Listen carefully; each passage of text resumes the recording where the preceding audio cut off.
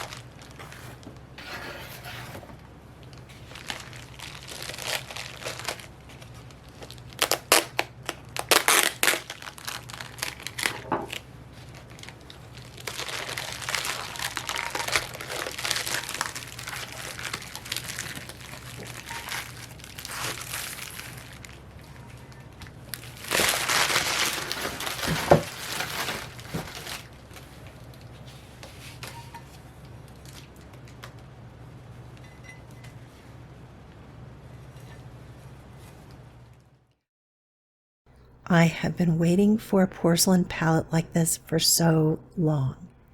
I love these slanted wells with the curved ridges that you can clean your brush off on. I love those. This has 20 wells, and then of course the little mixing section. But I have to say, I don't use that part a lot. With a palette like this, I'm probably going to use it with cold pressed paper where I do a lot of wet on wet, and I let the colors mix mostly on the paper. This palette is set up a lot like my favorite 33 well waterproof plastic palette. The wells are slightly smaller and there are only 20 of them, but I think the wells are the perfect size for what I'm looking for, and 20 colors is, I think, pretty perfect. It's enough where there's a lot of variety, but it's not overwhelming. So I selected 20 colors, many of which I use frequently. And the others I selected because I think I'll use them for fall and winter. I'm going to start pouring the paint in the wells on the inside rather than the outside. If I accidentally spill the color on the inside on the outside wells, there won't already be color on the outside wells. So it seems like a safer way to pour the paint. I've learned from past mistakes. It's not apparent yet. All of the lightest colors are toward the top. And again, that helps me keep the colors pure because I'm kind of a messy painter, and I'm likely to mix the darker colors into the lighter colors if the lighter colors are closer to me. Now, there is one drawback to this palette, and it's a drawback to a lot of ceramic palettes. It doesn't have a box. It doesn't have a lid. There's nothing to keep dust, pet dander, pet hair, even our own dander and hair off of it. So I'm going to show you what I did. I took the packing box that it came in and I made kind of a makeshift box, and it's not particularly elegant, but it works, and I will find maybe a plastic box that I can put this in, but for now I just have to keep the color from getting gross. I'll show you that box toward the end of the video. I'm going to speed the rest of this up just a little bit, and then we'll swatch and I'll show you what I put into the palette.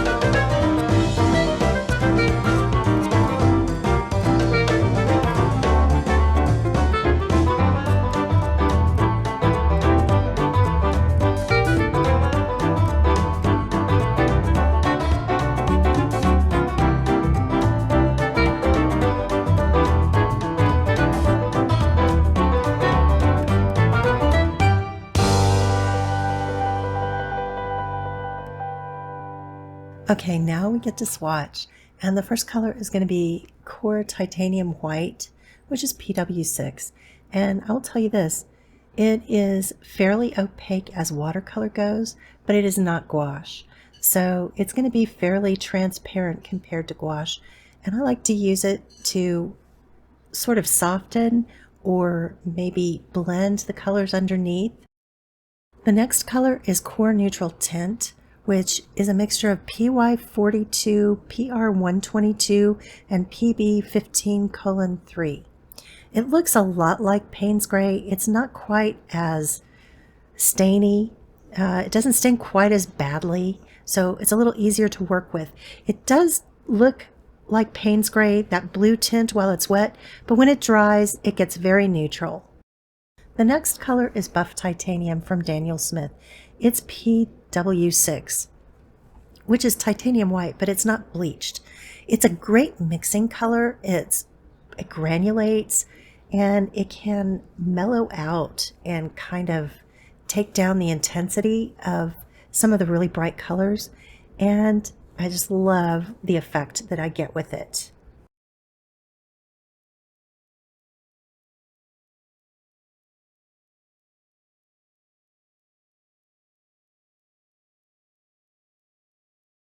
The next color is Winsor Newton Yellow Ochre, which is PY43.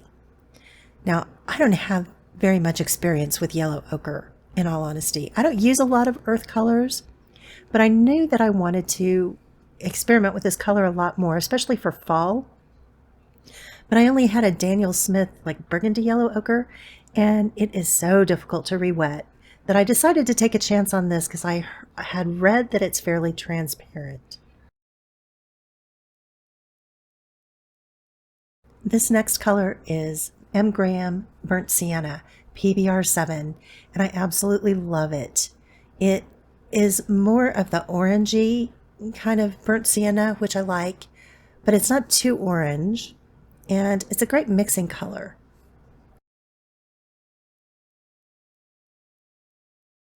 The next color on the palette is Daniel Smith's Raw Umber, PBR7.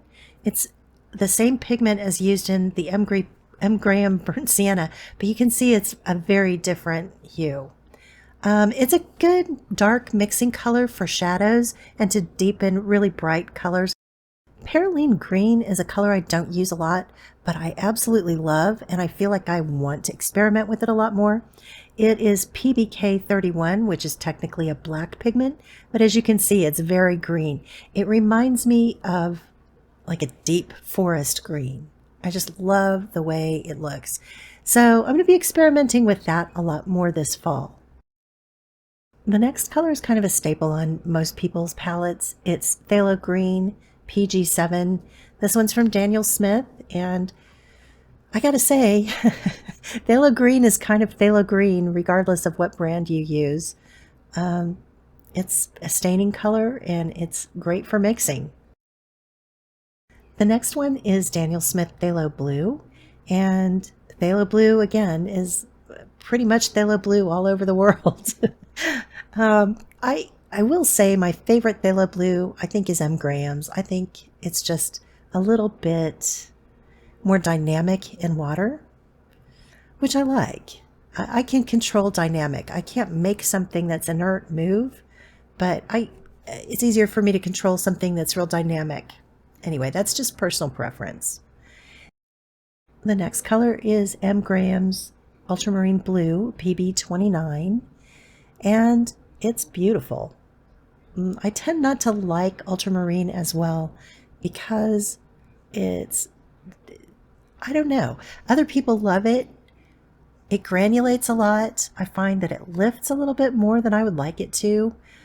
But I always feel compelled to put it on the palette because it's just such a staple. So maybe I'll make friends with ultramarine blue this fall. We'll see. This next color is the most beautiful dioxazine purple I've ever used. It's PV23. Core just gets this color right. It's just so vibrant and lovely. And a little bit goes a long way, and it doesn't fade as much as a lot of dioxazine purples do. It does still fade, as you could just see there. The next color is another core color. It's quinacridone magenta and PR122. It's my favorite magenta. Now, the PR122s tend to look a lot alike, but I feel like Core's is just a hint more vibrant. This next color is new to me. I normally like Daniel Smith's quinacridone rose, but I didn't have any. And, well, I did. I had a small tube.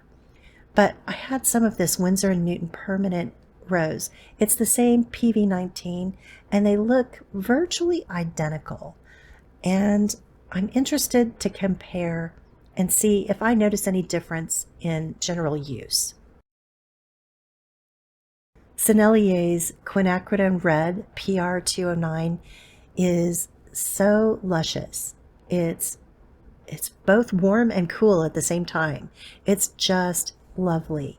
It's beautiful for flowers, and I don't use it that much because I don't paint flowers that much, but I feel compelled to have it on my palette almost all the time.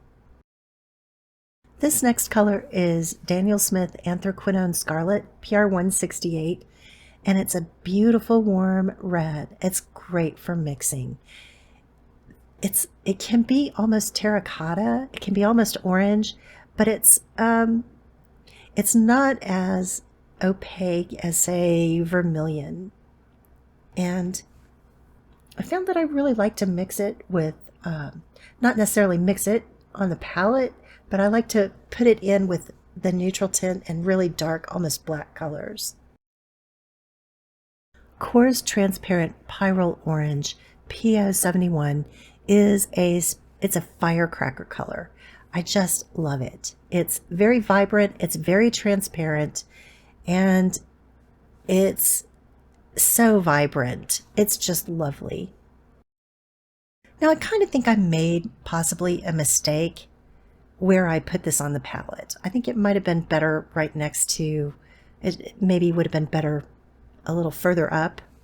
This is M. Graham's Nickel Quinacridone Gold, PO48 and PY150. The PO48 is getting ready to be, if it hasn't already been, discontinued. So I picked a couple of tubes of this up and I decided I would see what I could do with it. I remember it being more orange than this, but we'll see what we can do with it. It should be a good fall color. This next one is M. Graham's Indian Yellow, PY110. It's a very warm yellow. It's almost a yellow-orange. I think I would classify it as a yellow-orange. I feel like it's really good to mix with blues to get more natural greens that you would find in nature. It's also good for the center of flowers. Now, I typically don't like a lemony yellow. I don't know why, I just don't use them very much. But this is M. Graham's Azo Yellow, P151. And unlike a lot of lemony yellows, it is very transparent. It's a great mixing color, and it's beautiful on its own. And of course, no palette of mine would ever be complete without M. Graham's Nickel Yellow Azo, PY150. Boy, is it gorgeous. It is such a gorgeous mixing color. I'm looking at it kind of compared to the Nickel Quinacridone Gold, but this is just much more bright. It's more vibrant. I think it's probably the brightest Nickel Yellow Azo I've ever tried. And if they ever discontinue it, I'm really going to be in trouble. And looking at the placement of the M. Graham Nickel Quinacridone Gold, I feel like it should have gone on the other side of, it should have gone between Azo Yellow and Nickel Yellow Azo. But at least this way, I'm not going to mix them up on the palette. It's going to be real clear which one's which. Anyway, this is the palette. I think the colors are going to be beautiful for fall, and I can't wait to start using them. As always, I'll put everything in the description, everything I've used here, and a link to the palette in case you're interested in it. And listen, I'm a fool for any kind of cool palette, and sometimes I regret buying them, But this time, I don't think I'm going to. I think I'm going to love this palette, and I'm going to love all these colors. You'll be seeing it in my videos. Remember, I said this wasn't a very elegant solution, but it does work. I just took the box that it was shipped in, and I keep this palette in there for now. And even so, you can see while it was out, there was a little hair in there that I had to pull out. It's better than nothing, and I will find a better solution later, but for now, this works. Anyway, you guys, thank you so much. I hope you enjoyed this palette review and swatching. I sure had fun with it. Anyway, you guys, I'll see you in the next video. Thanks for watching. Smooches. Bye.